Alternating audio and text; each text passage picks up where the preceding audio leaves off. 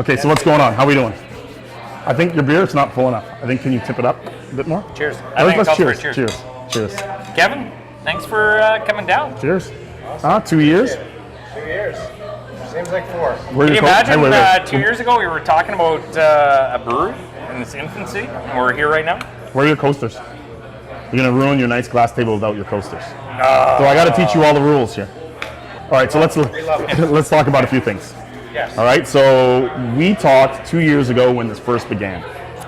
Yep. Right, so 2 years already? That's 2 years. It's 2 years, huh? Right. Right, so what do we know about the beer business that we didn't know 2 years ago? It's a fun industry. If you could roll back and change something that you have done I know to make when business go smoother, when we first what do you guys talked, know now? I was pretty regimental on what we did, right? And this is our core brand beer. I was pretty nervous. You know, there's that fire in your belly, going like you just opened a new company. We gotta pump out beer, and very proud. Are the beer we make, are people gonna love it? Right? That was a big deal, right? Were you guys afraid of that? We love it. There was always that sort of the devil on your shoulder going like, no, you're not going to make it, you're not going to make good beer, people aren't going to like it. And so I think Maddie and the group just decided we're going to make the beer we like to drink, and the people that like that beer will find us. How can you do it any other way though? Do you know what I mean? Like if you're making beer you don't like, how would you know if it's good? Beer for no one. Right. Yeah, we went all in, and you can see what we have 2 years later. I know when we first started talking, actually, when we the first interviews that we did, you know, here's a shy where young you brought guy. a T4 and we got completely hammered? Is that interview? That was fun night. Yeah, It was Shy fun. 15-year-old, no beer. No one needs to know my age. You're an 83-year-old Swedish man. Got good hair. What can I say? For another week anyway. For another week. For one more week. We need a reindeer beer. Keep you warm. But yeah, when we first got into this whole thing, we didn't know what to expect, and I gotta say, like, I'm for myself, I don't know, but for you, very happy how things have gone. Yep. The friends that we've made, Yep. yourself included. I'm right? not your friend. Well, I just want free beer. That's all I love want. you. The people that we met along the way, the things that we have done in a lot of the festivals, events, people that reach out to us, the fundraisers that we've done, like our foundation. You know, it's been a whirlwind 2 years. 2 years. Are you where you thought you would be 2 years later, or did you have an expectation? Was it as free as let's make some beer? We kind of had a roadmap, Yep. and we hoped to stick to the roadmap. But as with any road trip, You kind stuff of happens. right. You gotta, adjust on the way, and we did. I think the word these days is pivot. We pivoted. We came up with a few styles. We watch what happens globally in craft beer, and some of the beer we came up with we hadn't planned. In fact, last year we decided we have a big beer map over there, and we actually just laid it down on the bar, and we flipped Paper coins clips. over. Paper clips, actually. We didn't have any money, so we did paper we should clips. do. And then we had a bit of a debate on whether it was, marketable, if it was feasible from a cost perspective. Because some beer is quite expensive to make. But all in all, I think we've come up with a pretty good mix of beer. Over 100 beer we've brewed since we opened. Yeah. Either packaged or Are you talking 100 different types of beer different types and variations of those types. in 2 years? That's a lot, eh? Yeah. So More than I Perry, think any other brewery in Manitoba. yeah. Perry has done a lot of work to doing a lot of experimentation in our brewing, which you can see on our small batch in our tap room. So we've done a lot of the experimentation, put it on draft, and a lot of people can enjoy it. And so yeah, we've really sort of spread out over the past 2 years. So we've done quite a few beers, which is amazing.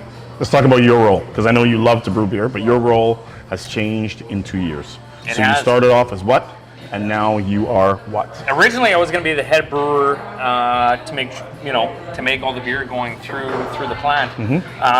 Perry has stepped up, which is our head brewer, Perry Joel, and he's the one now that has taken over a lot of the, pretty much all of the responsibilities of brewing the beer and coming up with the research and development of the beers. And I have sort of sit back a little bit to actually just run the plant. So I'm kind of the operations manager. So looking forward, my goals are to reinforce everything that Perry has done, to do a lot of the sort of sourcing of ingredients and just a day-to-day brickwork to make the plant work, which gives Perry the flexibility and the ability to come up with all the different beers that we're enjoying. Especially, you know, we have Callahan here, which is a collaboration. We have Woody Belgian, which is one of our original beers. We have Mustard Point here, which is one of our beers for the summer pack. So him and Tyler, one of his brewers, they go ahead and they brew all these beers that we're enjoying right now. And you are still El Presidente.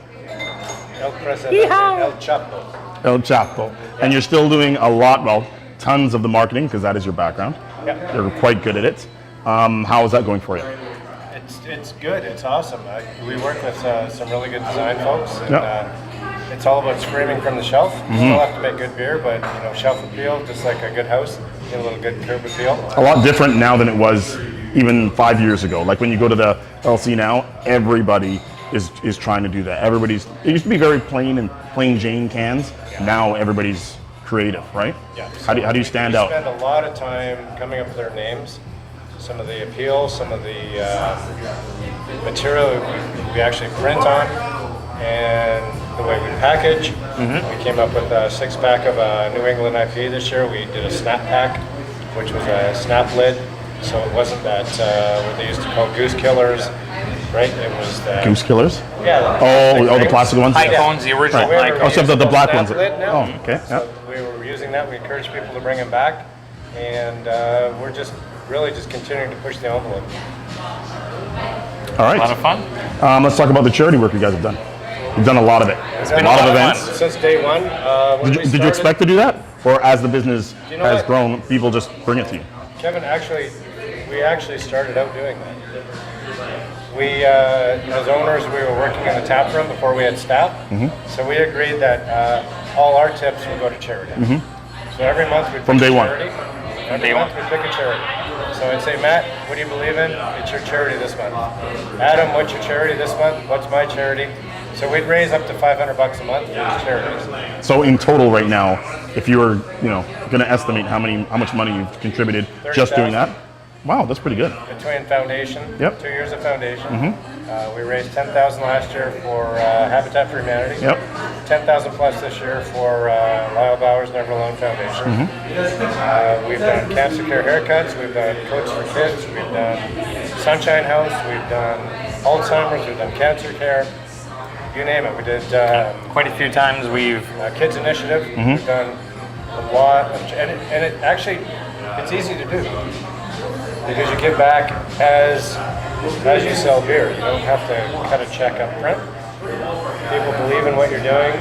You donate, and it's just the right thing to do. We can't expect people to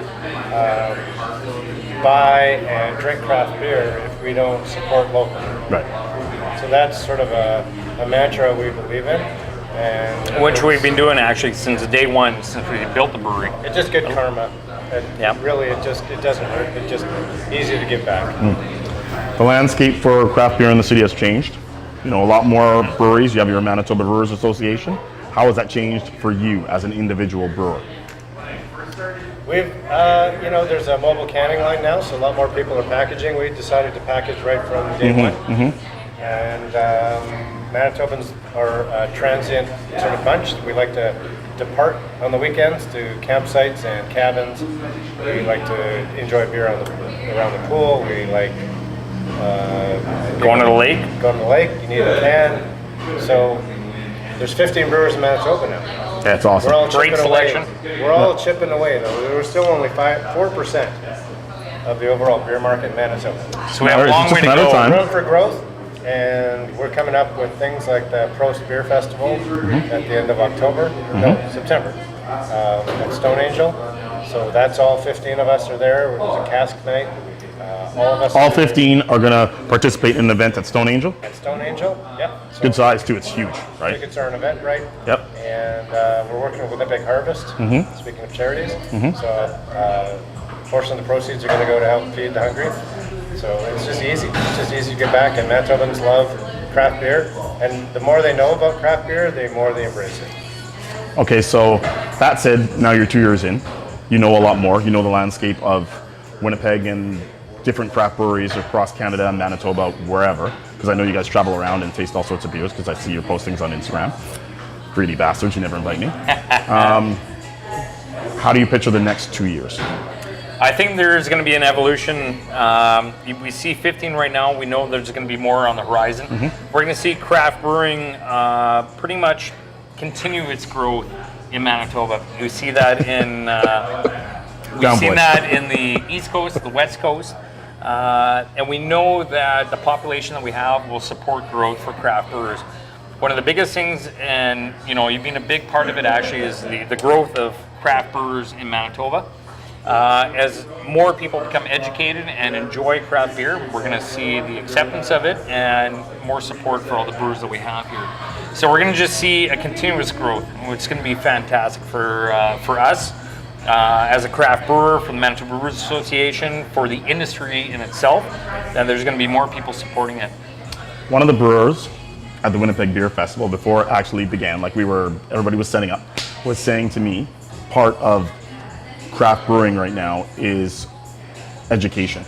Said his girlfriend grew up in the States, in a place where there were a lot of craft breweries. So when you're getting beers when you're younger, she was getting it from a gas station, but it was different craft breweries that existed in that state. So she knew what IPAs were and wheat beers and all that kind of stuff. Whereas here in Winnipeg, it's still educating a lot of people on what those kind of beers are. Do you guys find that that's the same thing for you guys? Definitely. I think a lot of people still, they hear of an IPA and they're like, oh, I don't like bitter beers, but IPAs, they range from, especially now, like one of the most recent releases are, hazy IPAs, and people sort It's of like an intro to IPAs, right? Exactly. A lot of people, they kind of like, well, I don't like dark beers, I don't like heavy beers, and they're surprised when they actually go to a lot of the tastings and they find like, well, I actually enjoy that. So I think a lot of people kind of have the idea that craft beers, especially say IPAs or stouts that have too much flavor, I'm not going to enjoy them. But they need to actually be exposed to them before they actually enjoy them. So and when they do, sorry to interrupt you. No, you weren't. no, yeah, 83-year-old Icelandic man. What Santa. we're trying to do, actually, on that note, is to educate folks. And you see more and more, there's beer dinners, where you educate the brewers come in. We talk about the beer, the chef integrated into the cuisine.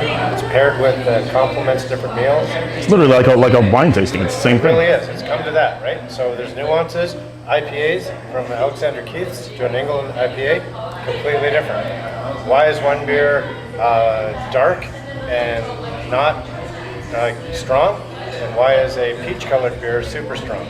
So it's all about perception and education. So everyone, if we can part a little bit of education into people about, don't be afraid of this dark beer.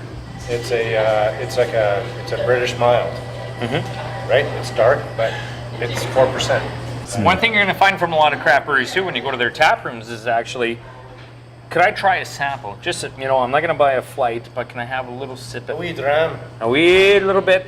Hang on. That's the best part of craft beer. You can't go to a macro brewery or go to the LC and say, hey, can you Can I crack have that a little- open, please? I just have a little taste of that before I buy it, right? The beauty of the tap room gonna is you can come in, you can actually try a little snippet of it and say, okay, I'm not a fan of We do this. that Can a I lot try here at something? Torque. Do you really? Yeah, folks will come in.